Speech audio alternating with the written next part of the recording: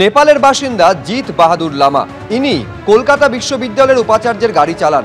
নেপালের পরিস্থিতি নিয়ে যথেষ্ট উদ্বেগের মধ্যে রয়েছেন তিনি। এখন নেপালের পরিস্থিতি এরকম হলো কেন, এতটা কেন ক্ষোভ ঝরে পড়লো নেপালের জেনজির সরকারের ওপরে, কি বলছেন জিত বাহাদুর লামা দেখুন।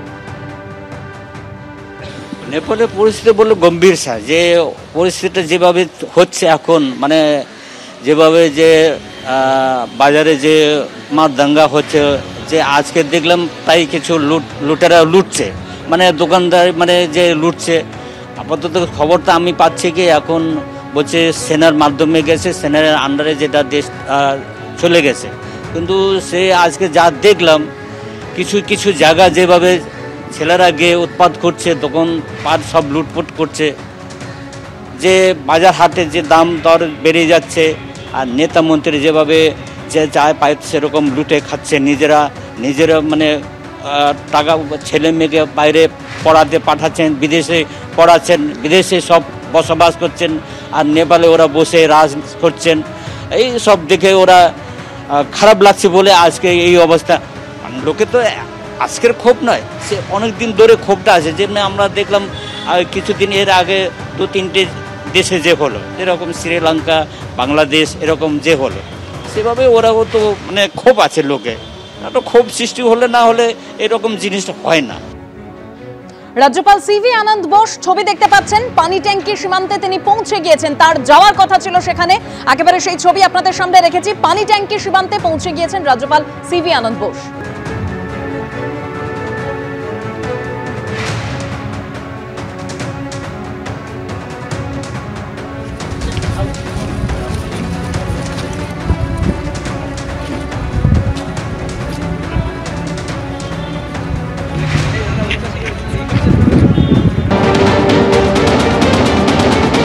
একদম বর্ডার লাগোয়া অঞ্চল, যেটা হচ্ছে নেপালের বর্ডার এবং ভারতের বর্ডার সীমান্ত অঞ্চলগুলোতে, গ্রামগুলোতে, যেখানে আজ সকাল পর্যন্ত তাণ্ডব চালানো হয়েছিল, সেখানে কিন্তু একসঙ্গে তারা গ্রামগুলোর ভেতরে ঢুকে তারা তল্লাশি শুরু করেছে, যাতে কোনো রকমভাবে কোনো অশান্তি না হয়।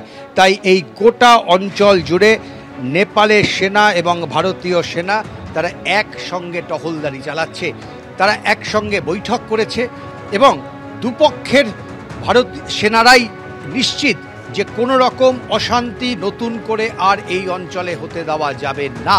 সেই কারণে একসঙ্গে তারা গ্রামের মধ্যে টহলদারি চালাচ্ছে, কোনো রকমভাবে অশান্ত যাতে এই লাগোয়াবর্তী গ্রামগুলোর না হয় তার জন্য সতর্ক সেনা প্রশাসন। অন্যদিকে আমরা দেখতে পাচ্ছি সকালের পর থেকে আস্তে আস্তে কিছু মানুষজন যারা নেপালের বাসিন্দা তারা কিন্তু নেপালে ফিরতে শুরু করেছে। অন্যদিক থেকে নেপাল থেকেও বেশ কিছু বাসিন্দা তারা কিন্তু আবার ভারতের পথে, ফলে সব মিলে পায়ে হেঁটে যাতায়াত আস্তে আস্তে শুরু হয়েছে, তবে সবটাই অত্যন্ত ঝুঁকিপূর্ণ। कहाँ जा रहा है? मैं इंडिया जा घर का? मेरा घर असम में। असम में है। उधर था? हाँ वो मेडिकल गया था। मेडिकल में गया था। आप कहाँ जा रहा है? घर जा रहा हूँ। घर जा रहा हूँ। आपका घर नेपाल में है? जी। आप जानता है उधर क्या चल रहा है? अच्छा जानता हूँ, जानता हूँ। गया सहायता करने के लिए गए थे और आते आते ये हाल बन गया। आपका घर फर सब ठीक है? हाँ ठीक है।